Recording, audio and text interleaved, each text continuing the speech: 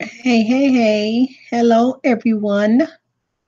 Welcome, welcome, welcome to the Chosen Queens channel. And as you be entering into the Royal Palace Love chat room where you will see nothing but God's love, peace, and respect here. Everyone, come on in, come on in. You are welcome.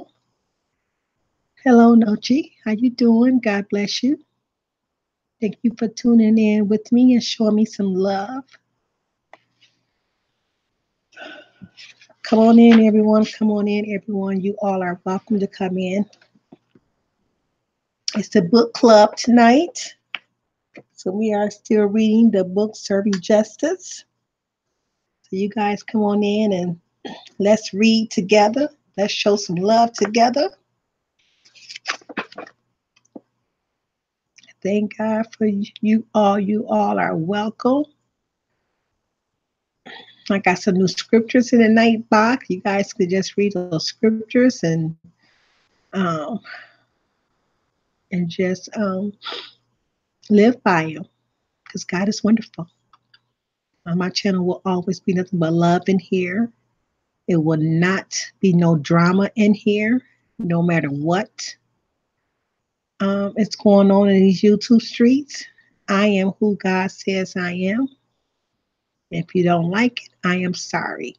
Something you got to deal with God with. I'm continuing to do the purpose He had for me to do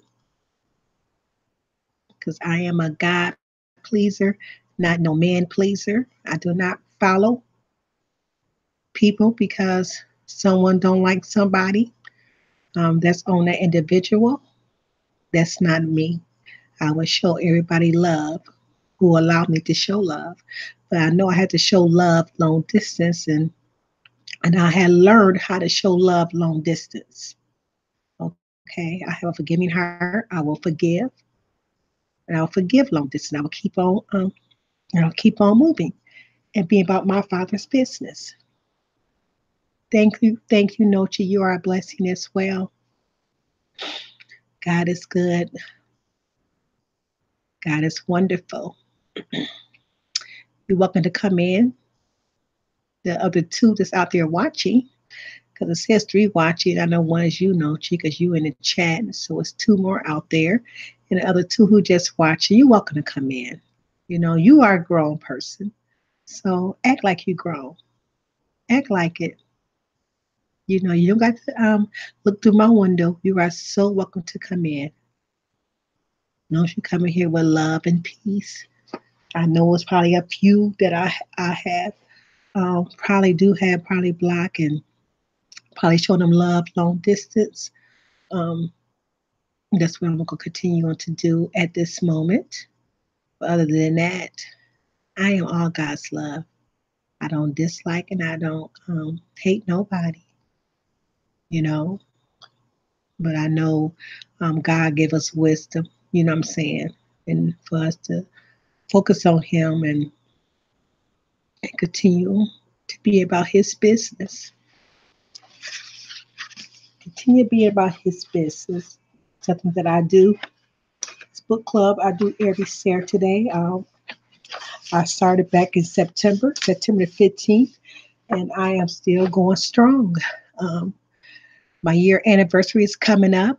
That is Wednesday, January the 9th, that I've been here a whole year, and I thank God that I am still here. So I'm not doing nothing special. Probably just going to go live and probably show some old clips or something of mine. I'll be going through those clips on tonight, what I want to present on my anniversary. You know, I thank God that I'm still standing strong, and no matter what people said about me, how what people did to me, I'm still here. I'm still here, and I'm not going nowhere until God say it's time for you to go. Amen, Nochi. That's what I do. I try to love everyone. That's what I try to do, and I am going to continue on to do that no matter what. Mm-mm. I got no person that I'm not no showboat person. You know what I'm saying? I don't go around um, with people because people don't like, certain individuals. That's just not me. You know what I'm saying? I don't do that. I am all about love. If you let me love you, I will love you. You know what I'm saying? But if you don't let me love you, hey, that's fine too. You know what I'm saying? I'm going to keep on speaking when I'm going to speak. I keep on talking when I'm going to talk.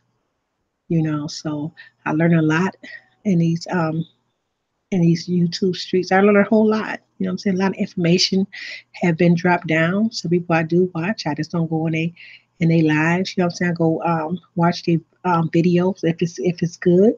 You know what I'm saying?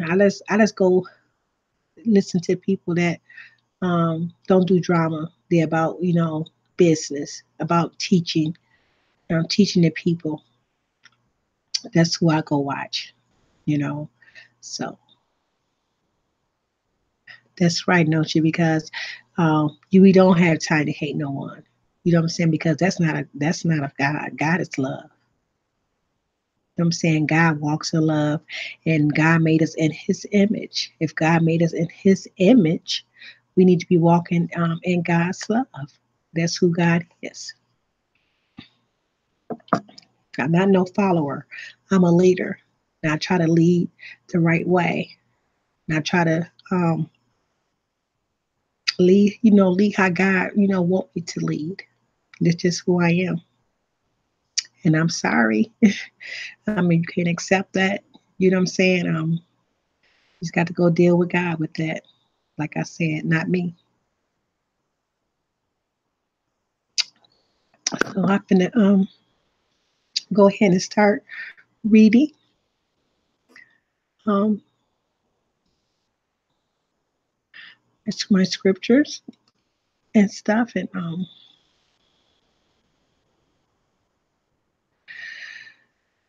welcome to the Let's Be Real Book Club and more. Get your favorite drink, your popcorn, your favorite snack. Let's read Serving Justice together. And here I am. I will start now. Get my glasses. What do I do with glasses? 1 second. Just had them. Oh, here they go. Okay.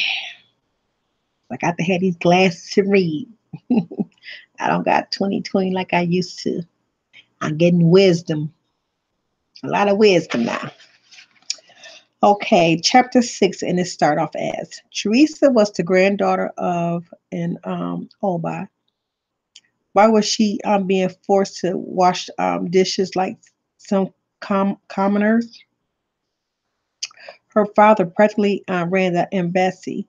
I don't understand what they think they are doing. No matter what they try to do to me, I am still bitter than any of these blonde obedience white girls and their ugly brothers. Teresa stood in a large dining room serving the mess left for her to clean up. She knew the nuns had purposely pulled out more dishes than had been used that day. Now this is Angela's friend. Now I guess they're going to talk about Teresa now. They're going to tell you about each one. Because yes, last week they talked about how Angela conceived, how she got into the to this world and stuff. From her grandparents and to her mom and dad and stuff like that. So that was a good chapter 5 and 6. 4 and 5 on last weekend. Now this week in chapter 6, they're talking about Teresa. Hey, pretty apple. God bless you. Life was so unfair, she thought. It wasn't unusual for the nuns to punish students by making them to do menial tasks. However, Teresa knew the nuns were making her job harder than most. Usually, when there was a fight, both offenders would be sentenced to KP duty. This time, Teresa alone had to do all the work. As she survived the job that lay ahead, Teresa summarized that it would be hours before she would finish.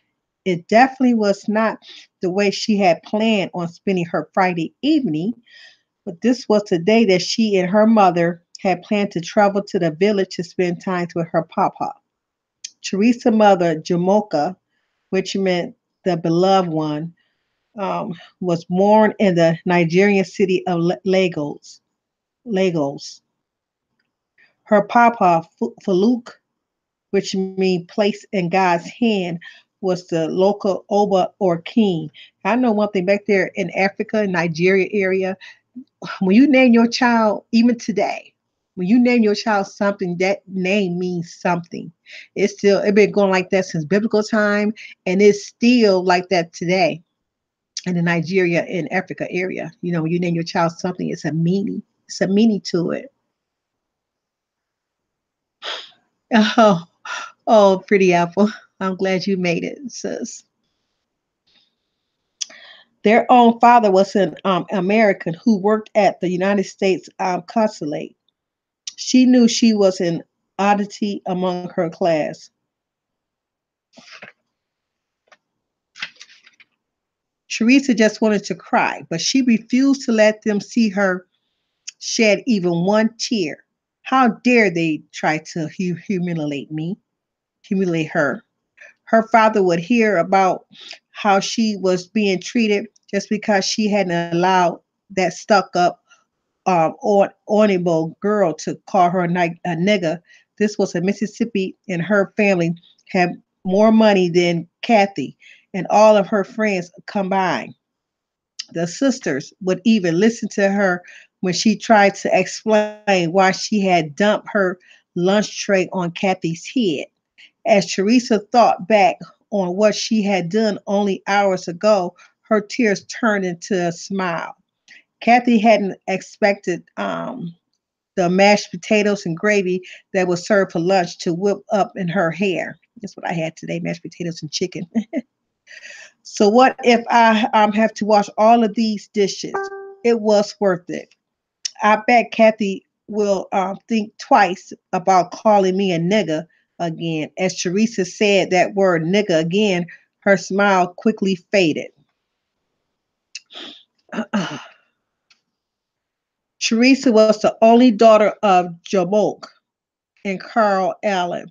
Carl, who worked at the United States consulate in Nigeria, and her mother Jamoke would be angry for what she done, but she knew they wouldn't understand. Her Baba grandfather could never stay mad at her. Besides, it was he who told her that she should be proud of who she was. Amen. So I always say, hey, King Bit, thank you for tuning in to the Let's Be Real Book Club and More. We are reading off the book Serving Justice.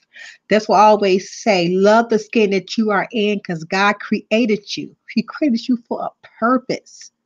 So do not be ashamed of who you are. She had been born into royalty. Although she was a Tokubo, a child born overseas, her bright right was that of an American. She was doubly blessed. Yes, she was doubly blessed. She had the blood of kings running through her veins, and no one could never make her ashamed of who she was. She was never she would never let Kathy or anyone else make her feel less than who she was. She was American, an African princess. Yes, she was black as a coal and taller than most other boys, but her looks were a part of what made her special.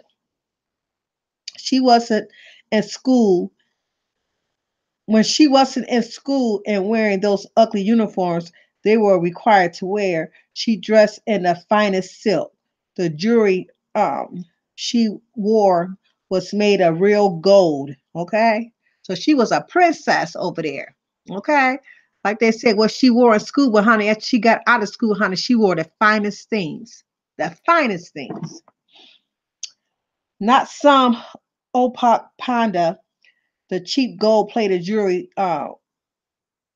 one could buy from any local stands at the Jakara market. She spoke She spoke 5 different languages and was smarter than most of her teachers. She was like Kathy of Furferty. Some was pretending to be classy. She wasn't fake or pretentious. She didn't need to pretend to be a firm, somebody's friend. She had her family. So she had it going on. Teresa, she had it going on. The nuns were only nice to her because they had to be. She knew they didn't like her. She sometimes overheard them talking about her and the other black students. It wasn't hard to see that they looked down on her and the other black students there. There were only a few of them, but they were all American children. Teresa didn't understand why people inside and outside the embassy disliked her. The ones inside didn't like her because she was black, and the ones outside didn't like her because she was an American. Her her mother's family was rich and her own father was a powerful man. Why did it have to be so hard? She had never done anything to anyone to cause their dislike. And that's how it be sometimes. Sometimes people don't like you just because. Just because. Her papa said she was a fool past Gary, which meant extremely foolish.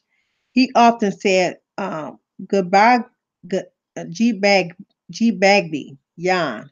Forget that one. You are a princess, and no one can take that from you. No one can take that from her because she's a princess. Now she loved her papa. Everyone respected her. He wasn't afraid of anything or anyone. How she wanted to be just like him. Some people thought he was old and mean, but she knew better. When she visited him, he always made her feel special. Sometimes she thought he was the only one who understood her. Teresa knew her papa was very rich and powerful. He always treated everyone with respect and dignity. He was generous to those he ruled. Anyone who came to her papa with a need was always rewarded with something. He always told her it does not matter how much a man owns if he allows his people to go hungry when he has more food than he could ever eat. Okay, and that's a man right there. That was a powerful man. In this book, that was a powerful man. And he was rich and he had wisdom. Okay, he loved his people. So he's the type of king that he was not going to let his people starve. Going by what I just read. Oh, the book is called Serving Justice, King Bit. It's called Serving Justice by Jacqueline D. Moore. Hey, Terrell Davis, blessings. Papa said the more money than he could ever spend in his lifetime, and it wasn't only right that he shared his possession with his people. Even white people respect her papa, not only because he was rich and generous, but also because he was a wise and fair. And I just said that. And I didn't even read that part down there. Just by reading a book, what they said. That's what he did. Her mother, Jamuka, was his only child. Although he was disappointed that she had married an American, he loved Teresa, father, as if he was his own son. Her papa knew that he would be the last Oba from his language, but he never tried to talk his daughter out of marrying the man she loved. This caused T to love him even more. But as long as he lived, Papa will still be in charge. Papa will still be in the one in a be the one the elders went to when there was a problem or dispute. Papa was still a king, and Teresa was his little princess. She wished that her papa would be with them forever. She wanted so much to take She wanted so much to take him to America when she moved. The thought of living in a place that treated blacks so unfairly scared Teresa. She made a promise to herself right then and there. She made a vow never to be mean or nasty to anyone just because they were not, because that's because they were not the same color. She promised God she would try to help others who were being mistreated because of who they were. She silently promised her papa that she would try to be as wise and as fair as he was. She knew no matter how much money she had, it was a responsibility to share as much of what she had what she had with her with those around her. And that is so true. Like he was raising his she that's why you see you gotta be careful what you do in front of your children. When you see your children doing a good deed, when you see your children watching you doing a good deed, you know what I'm saying? This man was rich, and he didn't believe in keeping all that richness on him. He wanted to share his rich, and that's what he did. And he let his daughter see what he did, and his granddaughter seen exactly what he did. So he was that powerful king over there in Nigeria doing good deeds, sharing his riches with other people. And that's how you get blessed by giving. You know what I'm saying? Not receiving all the time. We got to give sometime and for us to, be blessed. Okay? Um, no one would never make her feel like a nigga. She was the granddaughter of a Faluki, a Nigerian king, and a daughter of Jamuka, an African princess. She was Teresa Allen, the daughter of an American. No one would ever make her feel bad about her color of her skin. No one would ever make her feel that she was not important. And no one would ever make her feel like she didn't belong. And that's how we got to stand. Do not be afraid of your skin color. Okay? God made our skin color the way it is today. It's a purpose, it's a reason why he made us this color. So remember, don't let nobody make you feel different. Let nobody make you feel low, no matter what they call you. You stand, you keep your head up, and you keep on being about your father's business because you are made in his image and he created you for a purpose. Hello, yellow one. Thank you for coming in. He created you for a purpose. You keep on stepping on, you keep on doing what God tell you to do. You be a God pleaser, not a man pleaser. Okay, now we in chapter 7. You little slant-eyed nigga gook. Why wouldn't you go back to the jungle where you belong? Darlene just stood there, stone face, staring at the two boys for a moment. Then she just turned and walked away.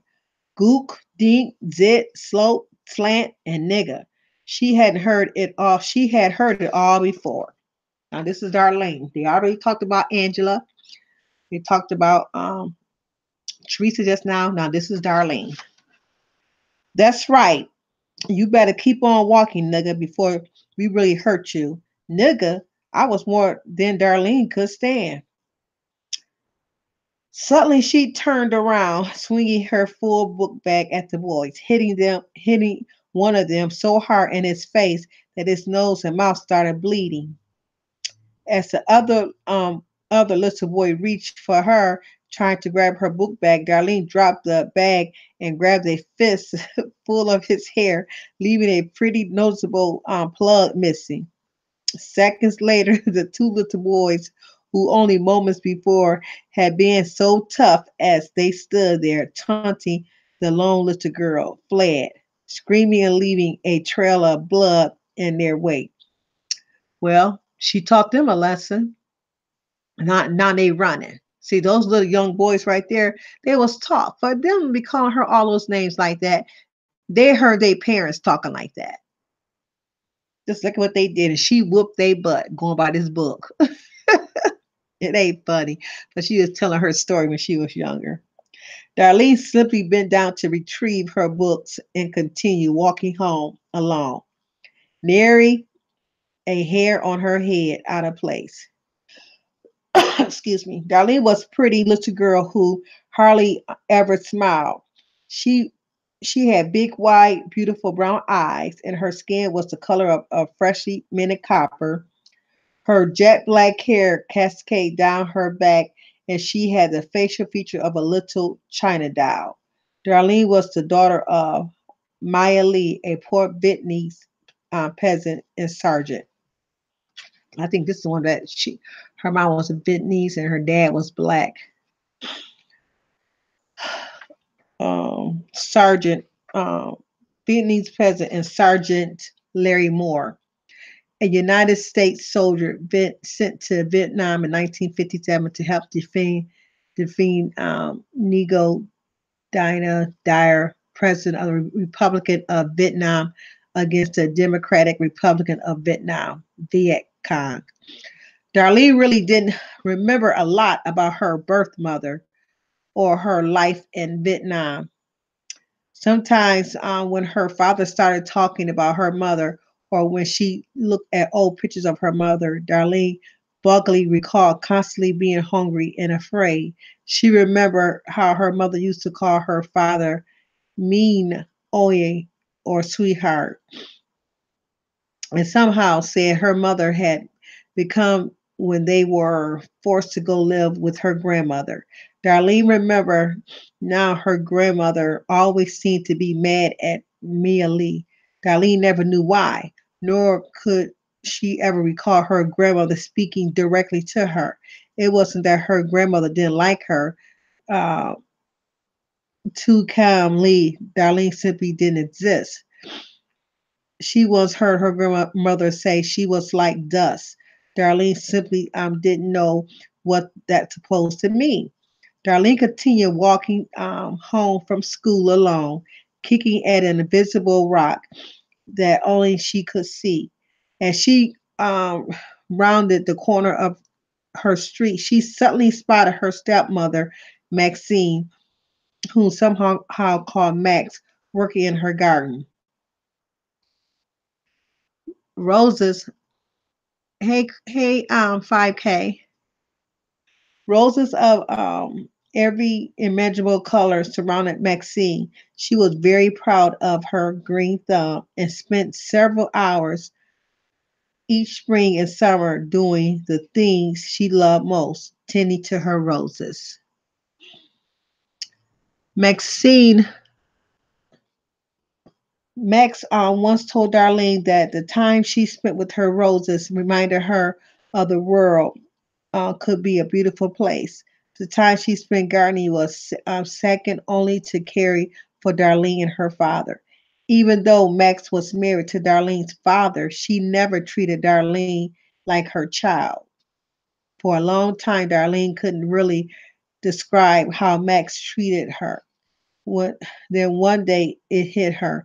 Max treated Darlene more like a little sister. She could talk to Max about almost anything. It was Max who met Darlene, a scared little con lay at the airport. It was Max who climbed into bed with Darlene and rocked her to sleep when the tears wouldn't stop. Max had been the one to teach her to stand up for herself and to be proud of who she was. So Darlene been through some stuff in her days. Hey, Sana, welcome.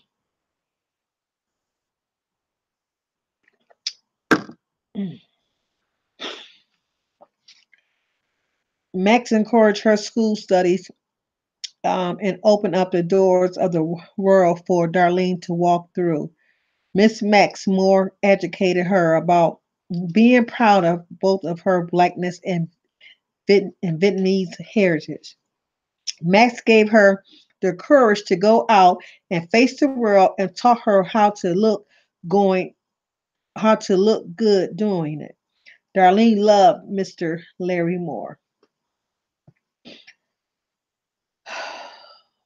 There was never any doubt in Darlene's mind that her father, Larry Moore, loved her very much. Sergeant Moore and her real mother, Maya Lee, had never officially married, but had lived together for many years. Sergeant Moore couldn't marry May Lee. He already had a wife, Maxine, who was also serving in the military as a MASH nurse. Oh, Maxine had already completed her military training, but the Army wouldn't over, deploy her overseas because she was needed at home to care for her dying mother. Darlene had been wondered how it was possible for her father to love both women at the same time. She never knew if Maxine knew about Maya Lee, but she knew her mother knew about Maxine. Larry never tried to hide the fact that he was married. Darlene's mother, Maya Lee, was working at a United States military base when she met Sergeant Moore. Her father had told Darlene what first attracted him to her mother, but that she always looked like she needed protecting. He fell in love with her and moved her into an apartment not far from the military base. It was a cozy little place Sergeant Moore felt comfortable going home to each evening. He loved to cook and was often in the kitchen cooking his special soul food meals. He loved to fry fish and prepare the vegetables that were plentiful in the area. Many of his friends had similar living arrangements and they all visited with each other often. The men could sit around playing cards with the women, gather in a tiny kitchen, talking among themselves while listening out for the sound of their man calling out for them to bring them a cool drink or some hot fish fries, um, and some hot fish out the skillet. It was times that when he lives for the man and the woman seemed too simple. When Maya Lee became pregnant with Darlene, Sergeant Moore was autistic. He had always wanted to be a father. He knew Maxine could never have children of her own. He immediately made Maya Lee stop working and hire another Vietnamese woman to help take care of her and a new baby. Life was wonderful for a time. Then in 1965, when Darlene was 6 years old, her beloved father was transferred to the United States Naval Base at Cam Ranh Bay. Maya Lee was devastated. Although Sergeant Moore promised that he could send for Maya Lee and Darlene as soon as he could, Maya Lee knew it wasn't the end of the three of them. Sergeant Moore did try to have the Vietnamese family move to the new naval base, but the heightened security around the base made it impossible. He did continue to send money for their care. The one day just before Darlene's seventh birthday, it stopped. The money, the letters, the news, everything. Maya Lee just didn't know what could have happened. When Maya Lee tried to find out from the United States Army what happened to her GI, she was mocked, ridiculed, and told to go home to her mammoth. It literally broke her heart. Almost done. Then in April of 1975, Maya Lee world came crushing down on everyone around them. On the morning of April 27, 1975, it became apparent that Americans had lost the war. Saigon had fallen, and the People Army of Vietnam, along with the Communists, overran everything and everyone. They were now considered criminals for consorting with the enemy. Maya Lee, along with her daughter, headed to the United States Embassy seeking out evacuation from the impending doom and destruction they lay all around. The Americans were leaving, and only a few of the luckiest Vietnamese civilians who sought shelter were taken with them. Mayali wasn't one of the lucky ones. They packed what belongs they could have, gave the rest away as they headed home to the hatred of the scorn that Mayali knew was waiting. She had, in fact, not only consorted with her American enemies, but she bore a child with one of them. Mayali became sick on the way home to the Vatuya. She never did find out why her sergeant had deserted her and their daughter. And just think way back in those days, there's a lot of American fathers got kids with them women, and they never I ain't never seen him. I ain't never heard from him. You know what I'm saying? Because when she got pregnant, he probably got shipped going somewhere else, and he might have got killed, and he might not. Then he probably came back, tried to find her, and she probably went somewhere else. You know what I'm saying? So it's a lot of kids back way back in those war days was getting pregnant by those American soldiers. What she didn't know was the Sergeant Moore and its entire unit had been deployed to what would come to be known as Operational Hastings in an area of the northeastern border of the Republic of South Vietnam. Vietnam.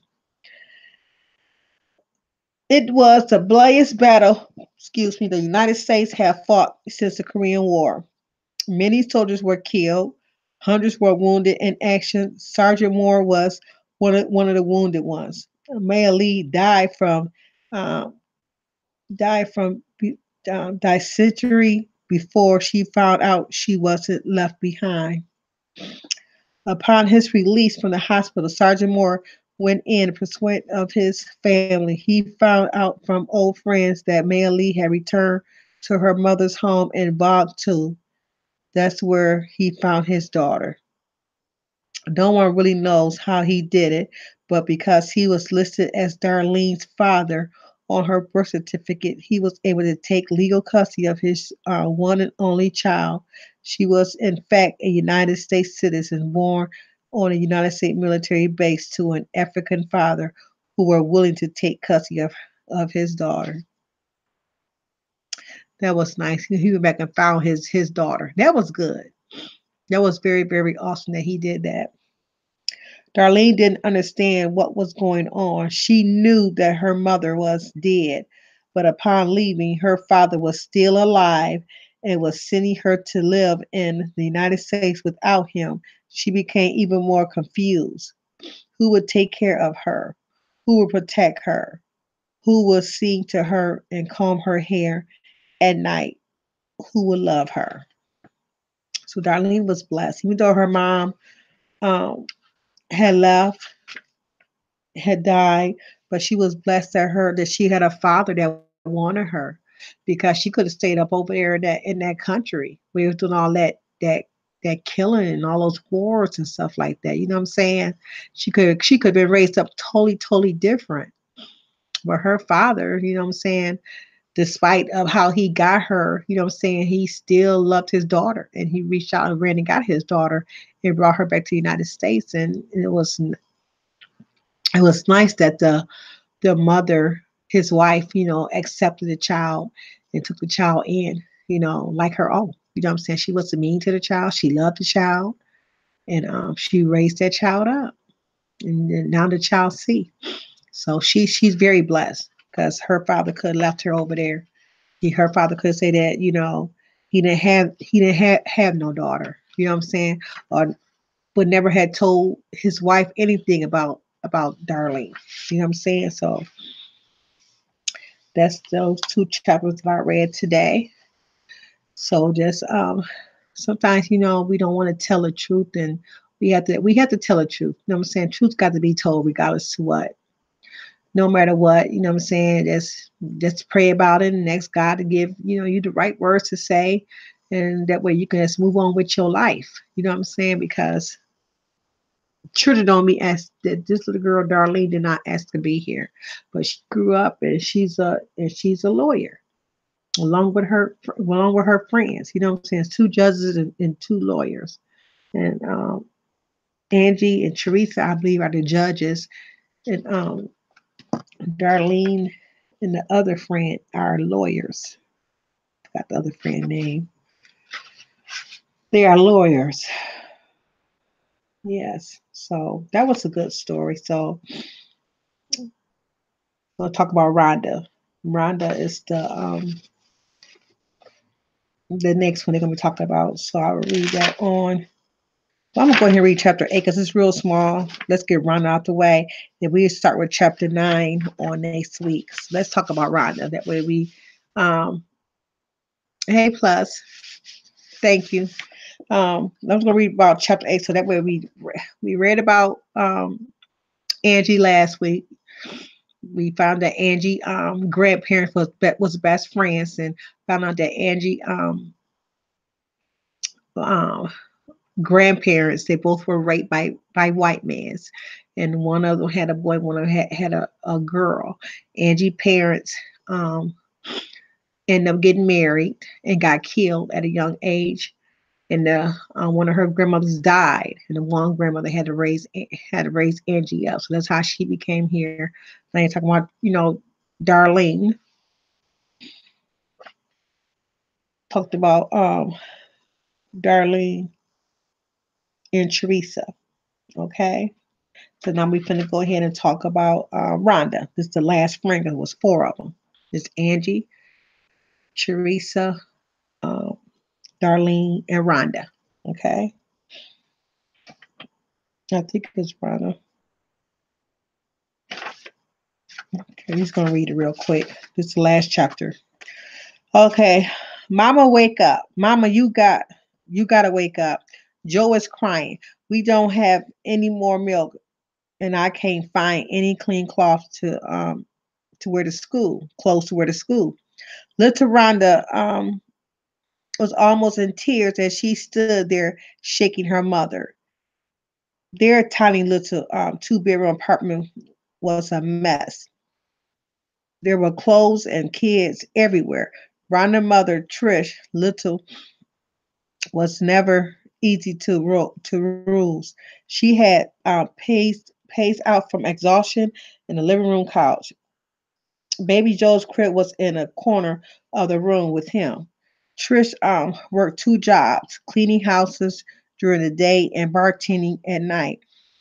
And between working and caring for her six children, she also went to school 2 nights a week. Her oldest child, Rhonda, was 11 years old and often would have to miss school to care for her younger brother and sisters. Baby Joe was screaming to the high heavens, waiting for Rhonda to give him his morning bottle of milk. It was all Rhonda could do to keep from crying herself. She already knew that she was going to miss another day of school, and the day was the day that her book report was due. Rhonda had worked on her report for weeks. She had been working on it for so long. Not about it was hard work, but she knew she was rewritten it at least 3 times before she was satisfied with it. English was her favorite subject, and she was determined to keep her A+ in class, no matter how many times she was absent. Wow, she was raising her brothers and sisters up. For a moment, the tears were welling up around his eyes, disappeared as her feelings jumped from disappointment to anger. She was disappointed that she might have to miss school again, and then angry that her mother was to blame. Looking around the room at 11 years of age, that's a lot on an 11-year-old child. Even Rhonda knew that most of her friends didn't live like she did. Why did they have to live like this? Why did her mother keep letting her father take all of the money and they needed it to live on? It wasn't fair. Why couldn't things be the way they used to be before her daddy went away and came back sick? It was all her mother's fault. If her mama never would have let her daddy go away and get sick, that she would have to keep taking all their money to go buy medicine. Why didn't her mother just make her daddy stay in the hospital? Then he could have get all better and things could go back to way they were. Just as suddenly as the anger came, it went in and tears began to flow. Rhonda put Joe back in his crib, grabbed a cup of grab a cup to go next door to see if Miss Montgomery had some milk for the baby. Rhonda didn't take Rhonda didn't like this place, even though her father had served in the war and served pension. They had to move from their nice house to a ward with a big, beautiful yard and move into a Hermit Gardens housing project on Joy Road in the west side of Detroit. Rhonda, her mother, and siblings all shared a small camp apartment. Rhonda tried to keep it clean as best as she could, but there was just too many people cramped into this little space. They had to have a washer. They didn't have a washer, so dirty clothes were always piling up. It was too dangerous to play outside, so the apartment was in consistent disarray from children playing in cramped quarters. Living here scared Rhonda. People were always fighting, and you could hear gunshots almost every night. The gunshots really scared her when she knew that her mother was still out and had to walk home from the bus stop when she couldn't get a ride. Rhonda would be home alone, taking care of her siblings, holding her breath until the moment her mother walked into the door. Her father was supposed to be at a veterans hospital, but he kept running away. When her mama went to apply for welfare, she told them her that her daddy was a Vietnam veteran and was living in a hospital. At that time, he was. What they didn't know was that every time he got a chance, he ran away and came to stay with them. That is until all the money ran out and he couldn't get any more drugs. Then he will go back until his next great escape. The mama wasn't supposed to work, but she had to. With six other mouths to feed, she had to do something. Her daddy had something. Her daddy even stole their food stamps and traded them for drugs. Rhonda's mama couldn't tell her social worker that was going on. She didn't want to get her daddy in trouble. Whenever she could, her mama would catch the bus to Bruce Point and start knocking on doors until she could find someone to hire her for that day. That's a shame that father was taking all that money from that child. Oh, okay, pretty apple. Hey, different video. Thanks for coming in. That father ought to be ashamed of himself. But when you on those drugs like that, you don't care about nobody but yourself. Nobody but, taking care of your habit. So that's how there's some people, was. When that wasn't enough, she would go to work at her uncle's bar on the east side waiting for tables for tips. Even after six kids, Rhonda's mama was still beautiful, a beautiful woman with a great body. She was 37 and looked no more than 25. Men were always offering to take care of her until they found out about her drug addict husband and her six kids. That little bit of information generally kept the men at bay. Besides, Trish loved her husband too much to take anyone up on their generous offer. As she knocked on Miss Montgomery's door, Rhonda tried to pretend that she didn't see those men, those mean old boys who were always taunting her. Sitting on the porch two doors down, she stood with her back to them as she waited for Miss Montgomery to come to her door. Hey, little mama, tell that daddy of yours we got some of the best smack here he's gonna find right here, right now. It was Derek, the leader of the gang, yelling at her. Rhonda pretended not to hear that. That's sad. Why would you tell a child that? But to tell your father. Rhonda pretended not to hear them as she silently prayed that Mrs.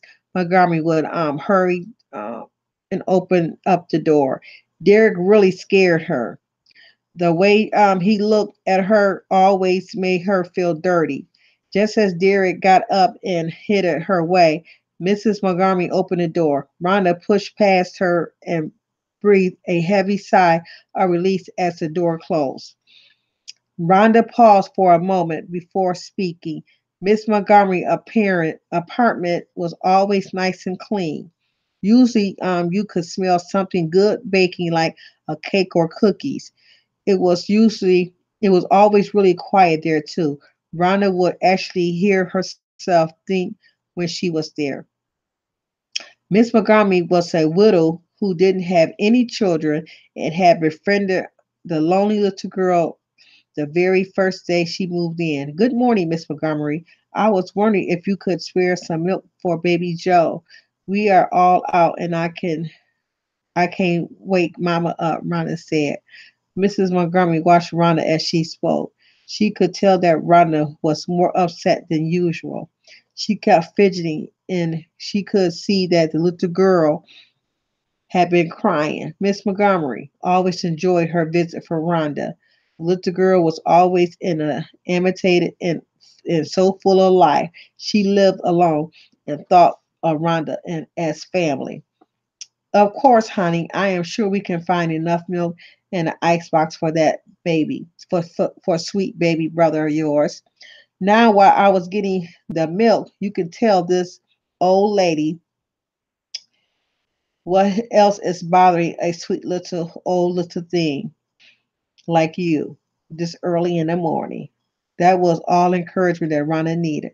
Rhonda immediately burst into tears as she followed the old lady back in the kitchen and began to tell Miss Montgomery about how she was upset because she couldn't go to school today because she couldn't wake her mama up and she couldn't find any clean clothes for her and the other kids to wear.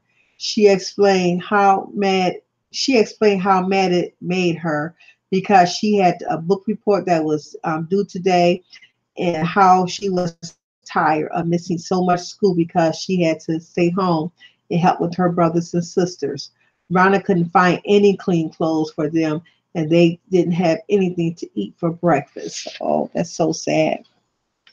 Rhonda grew up a hard life. She grew up a hard life. She really did. Out of all of her, they all had different lives. How they grew up, each one. She grew up a hard life.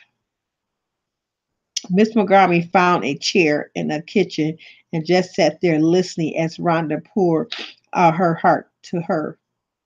She felt bad for this little girl because she knew Rhonda was an exceptionally bright girl who already knew that her education was her ticket out of out the projects. She knew that Rhonda's mother wasn't a bad person, just another woman caught up in love with someone who had taken a wrong turn in life. Reaching out to Rhonda to take her in the arms to comfort her. Miss Montgomery began to stroke the girl's hair as she spoke.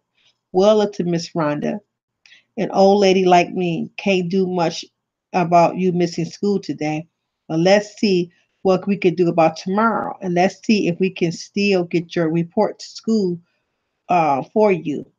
With that being said, Miss Montgomery snapped to attention and, with the look of determination on her face, asked, "Isn't that boy Petey across the way in your class?" Immediately soothing Rhonda.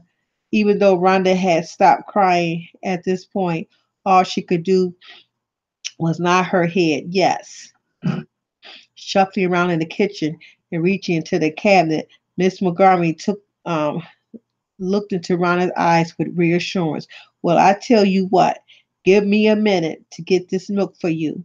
Then you run next door and get your report and ask that nice little boy to take it to school for you. Then let's see about getting those clothes of yours together and getting them cleaned up for tomorrow. How about that? Rhonda smiled for the first time that morning as she jumped up to get the milk and run home to get her report in her dirty clothes. She wasn't mad at her mother anymore and even managed to ignore Derek and his friends as she went back outside. She loved Miss Montgomery. She always seemed to know what to do or say to make Rhonda feel better. She was glad they had moved next door to her, especially since she didn't get to see her own grandparents that often. Rhonda made a vow to herself as she searching through her wreckage of her apartment for dirty clothes. When I grow up, I will never live like this. I will never marry a man who takes all of my money, and I will never ever be poor like this again. And that's the story of Rhonda. Yes, she was a very sweet lady. No, she sure was.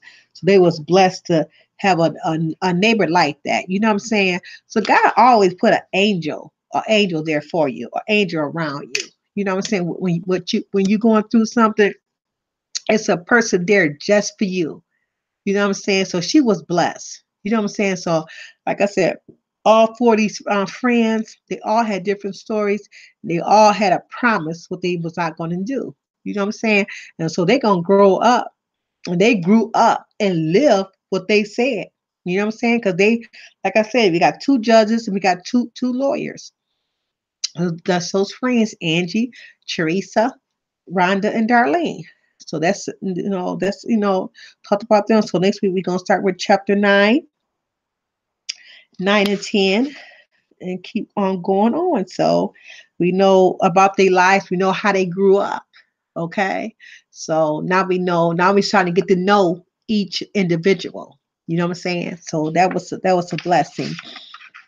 That was a blessing. You know what I'm saying? That God is good. And so that's why I believe it's why God put those four friends together because of what they went through. Even though they went through something individual, you know what I'm saying? But they all went through some type of, hardship. They lost someone, they lost a loved one, you know. So I thank God for that. I thank you guys for tuning in with me and continue on reading the book Serving Justice with me. So we are getting there. So like I said, we're on chapter 9. So we got a few more chapters to go. So we probably be doing this whole month, the next couple months, for these chapters right here. So it's not bad at all. So know that I love you all, and I will see you guys around, somewhere in these YouTube streets somewhere. So know that let me see any news I got to say, any announcements. No announcements at all. So I will probably tune live on tomorrow. Tomorrow's time. I missed last Sunday movie, so I'm gonna try to do a Sunday movie on tomorrow. I'm gonna go ahead and finish fold my clothes up and go see what's on Netflix, and know that I love you all. Okay, so I'm gonna end it with my favorite sayings. Love the skin that you are in, because you are made in God's image. Okay, He created you for a purpose. You are beautiful. You are very beautiful. Walk with your head up, no matter what color that you are. Don't let nobody down you. Okay, because you are a queen. You are a king who God made you to be. Okay, and always stay prayed up. And remember, I am forever a chosen queen. So you guys have a blessed night and know that I love you all and have a good night. Much love to you all. I am out.